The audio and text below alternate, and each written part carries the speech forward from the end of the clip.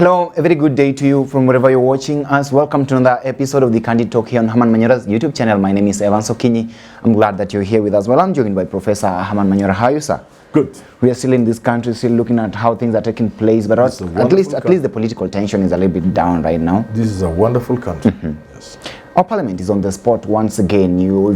We had this conversation with you on the finance bill 2023, something that has already created public outcry there. The opposition has come strongly to rally behind its legislators and has actually told them to oppose this bill and not pass it whichever manner. But of course, I was looking at some of the responses from our leaders across the country, and one from the Nandi senator who said that that bill will be passed as it is without even an amendment of a comma. Now, I wonder, what is the role of the parliament right now when the entire country is looking forward to it, perhaps to defend? Do you think that this is perhaps the task to do that?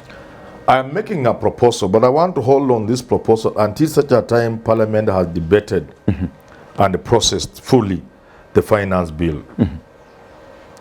If Parliament passes this bill in the manner it is, with its onslaught on Kenyans, then I'll be proposing that we abolish Parliament. We don't need Parliament.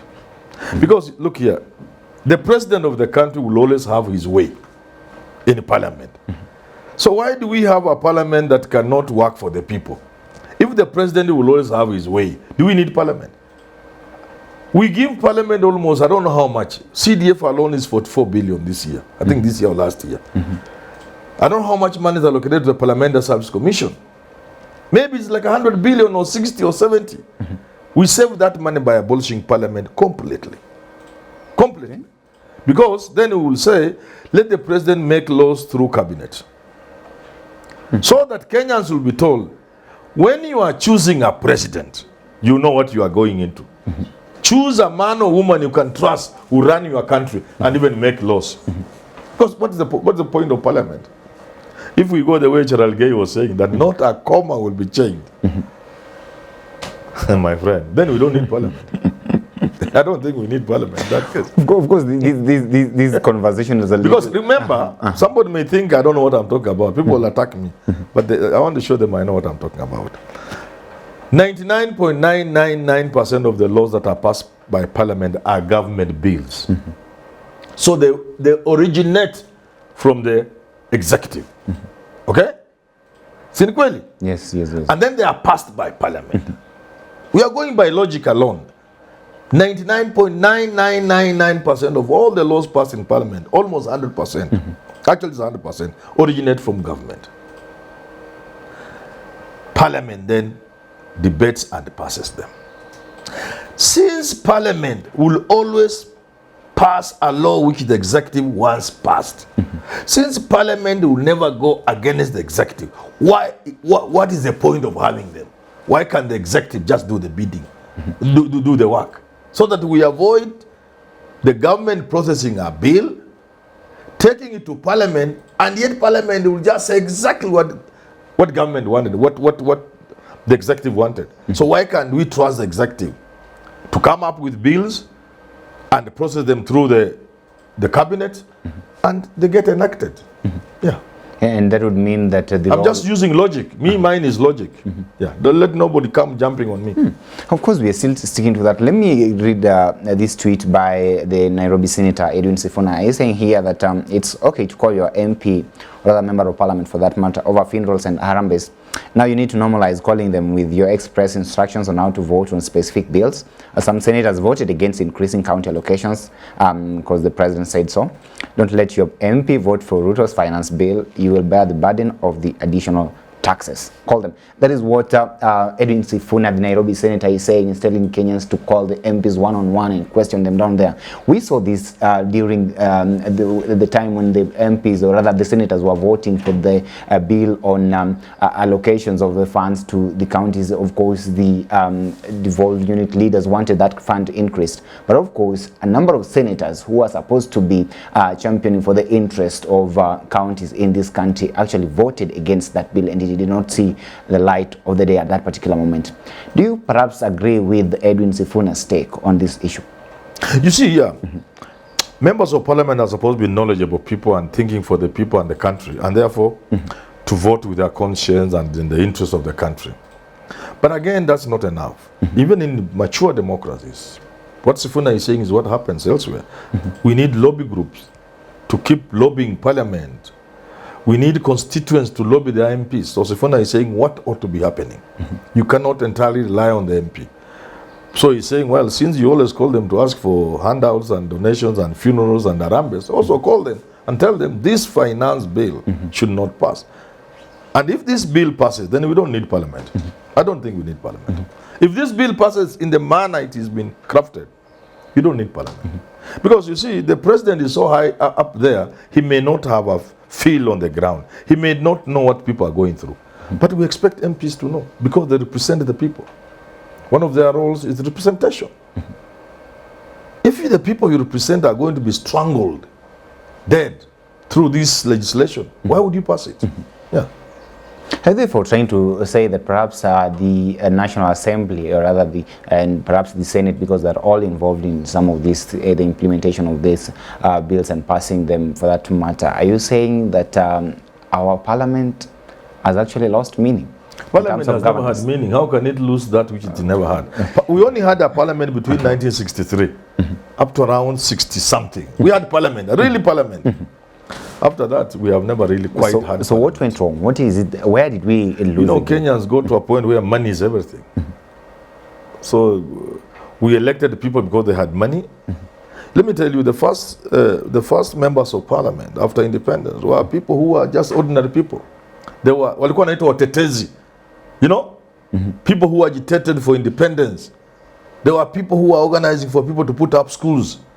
Whistle, go to Lombe Primary School, come with a slasher, come with a jembe, a panga, come with whatever you come with a tree, come with something, and putting up mud-walled, grass-thatched classrooms. There were people who worked for the people. But as they were doing that, crooks were making money and coming with harambe now. Oh, minatoa mchango yangu 1,000 those days. Then they took over. So then Kenya became a country where money rules. And because of that, you can see where we are now. So members of parliament are not there because they are the best people. That they are there because they have money to influence the electorate. Yeah, some in one way or the other. Yeah.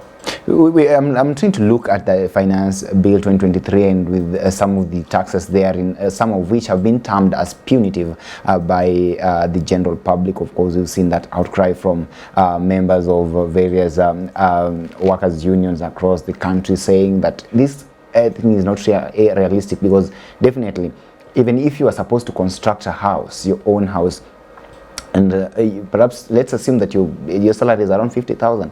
If you deduct 3% of that for it to be enough to construct a good house, then that would take like 100 years. That is not viable. Don't you think that perhaps the president is aware of all this, but why is it that he still goes ahead to implement some of these things that he actually realizes that perhaps are not kind of possible and will not actually be you know, light, or rather help the people? The late Chinua Achebe, Nigerian writer best known for this small book, The Trouble with Nigeria, and then Things Fall Apart. He said African leaders don't live in their countries. He was talking about Shehu Shagari, then president of Nigeria. You see things and you wonder, is it possible the president could be seeing? Is he in this country? Say, no. They are there physically, you can see them. Their bodies are moving around, but they are not in Africa. They are not in their countries. So you can forgive leaders because they are really not around. They don't know. They are not in touch with the reality. But again, you must also understand the dictator's trap. It makes you see things only in one direction. And when people are in power, they sort of get blinded. That's how then other leaders come in. Because that is known. That's a known fact. That once you are in power, you are surrounded by so much and with so much that you are sometimes not able to see down there. So you have parliament, you have other people to help you. But the people who are supposed to help the president see, they are not seeing. So, I mean, if he saw, he could not.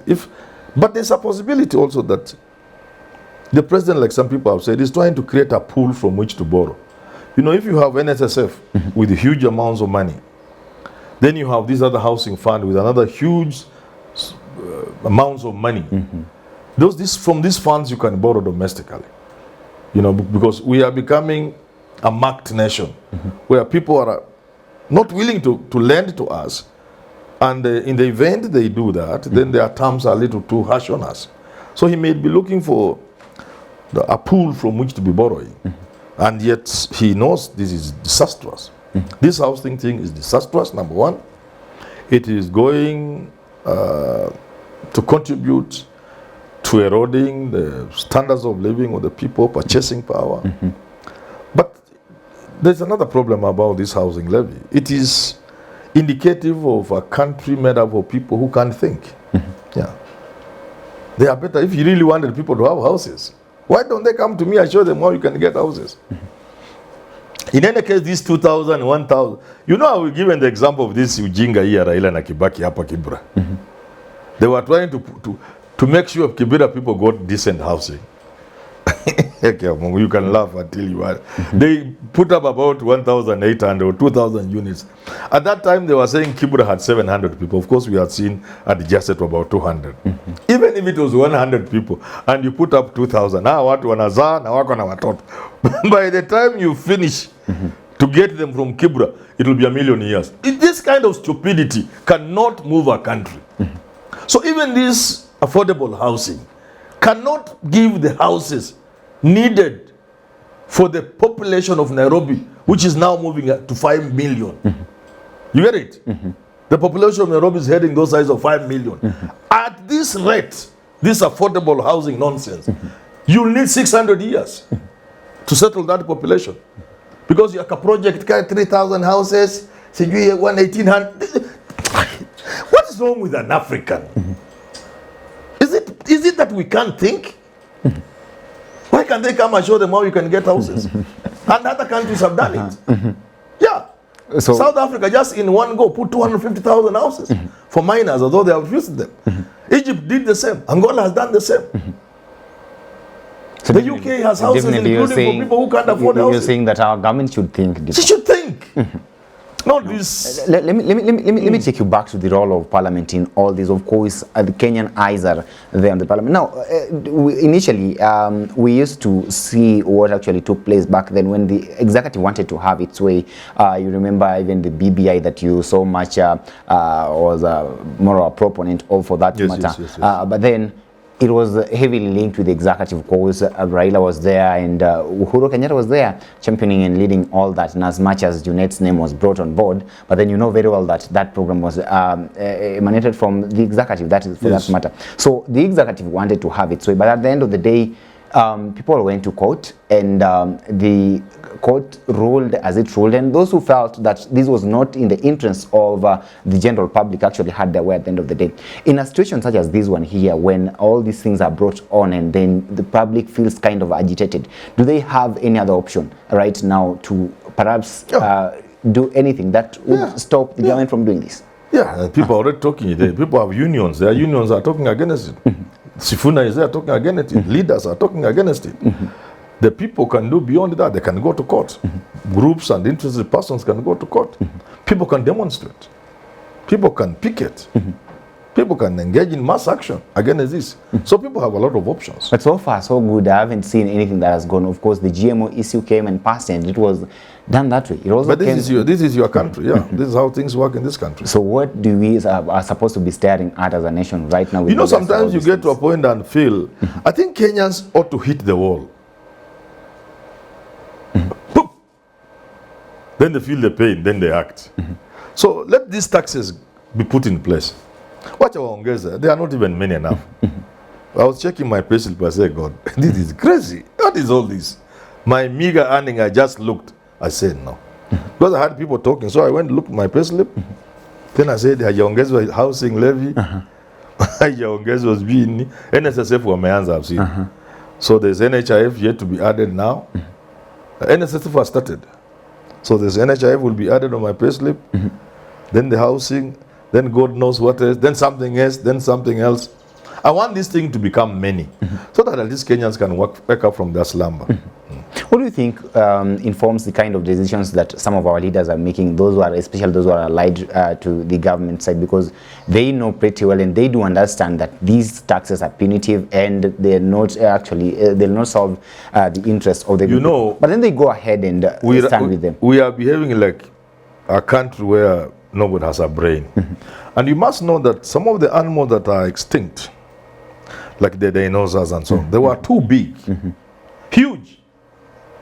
An elephant times like 20. With the brain, with a head this size. So the brain was very little. So it would be eaten by the time it registers, it is eaten. It's already finished. That's how we are behaving. Because even the leaders in this country, in some countries, even the business community can meet the president and tell him, we are shooting ourselves in the foot. This will come to haunt us. But you see, because we are people without brains, you are going to continue putting on a mall, a big mall. But you do not know that there are no people to come and purchase in that mall. First of all, the salaries are too low. So that Kenyans do not have purchasing power because of the low salaries. And now to make it worse, the little salary that people are getting, those wages, those slave wages, you are now overtaxing them. What does that mean? It means even as you put up your 3 billion mall, there will be nobody to shop in that mall because Kenyans don't have purchasing power. So I'm saying even the business community is made up of idiots. They should form pressure groups and approach the president and say, the Kenyans you are overtaxing are people we need to have money in the pocket. Tunataka wa Kenya wakuwe na shilingi kwa mfuko. Ndio waingie kwa hizi mall tunajenga kununua vitu. Who will buy things there? Who will buy? You go to these big malls, people are just taking selfies. You go to a mall in Switzerland, at exactly 5 minutes to closing time, they lock, even if you cry. Hata ukibeba dola namna hii, hata ukionyesha hii card, I want to purchase $5,000, they will not open for you until tomorrow. Ours, selfie, nobody's purchasing. So you can see the kind of stupidity I'm talking about. So these billionaires, it's only that the money they are using to build those things is stolen money. If it was indeed their money they are putting in these wonderful malls and estate development, real estate, they will go to the president and tell him, you are killing the people who are supposed to purchase from us these houses we are building. You are killing the people who are supposed to enter in these malls we are building to purchase things because they don't have the purchasing power. But it's unfortunate because most of the money people are using to put up these things is stolen money. Well, somebody would argue that you people want good services. Why is it that you fear paying taxes? Because they argue that the taxes that we pay should be commensurate to the services that we require as a country. Do we? People say ours is the highest. It's not true. Japan, pay as you earn, I think it's almost 52. It's a lot. It's almost double ours. But you can see what the taxes are doing. Okay. Countries like Switzerland. So what the difference between you can see what the taxes are doing because the moment you are declared unemployed, the government takes over. You go to Switzerland, Mama Kiza, she's taken care of automatically. You are given an income. Paka mtoto waache kunyonya. You can stay home. Your husband is also given. So what Texas is doing can be seen in those countries that have high taxation. Yeah. Okay. Yeah, this is a complete welfare state. In other words, the concept of taxation is simple. From each according to their ability, to each according to their need. Simple. Here, that principle has been violated and made nonsense. Because we do not tax people according to their ability. We just go for money. We don't care their ability.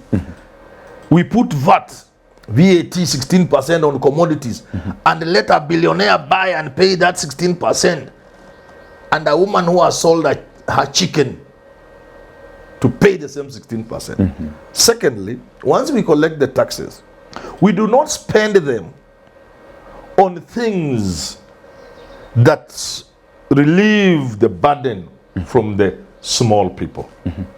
Instead, most of the taxes are spent on projects that benefit the upper middle class and the rich. So we violate every principle of taxation. Yeah. Well, ladies and gentlemen, I think that's a very good point to wrap up this conversation, of course, here on Herman Manyora's YouTube channel. And our eyes are still set on the members of parliament in this country. Of course, we do hope that the voice of reason will prevail in the National Assembly, and that they will not just play to the whims of the executive arm of the government. Stay tuned to some of our conversations that will be coming up next, of course, with Jedel Kabiro, Richard Mwenja, and of course, I here with the more episodes of the Candid Talk. Till we have this conversation again, have yourself a lovely day. My name is Evans Okinyi.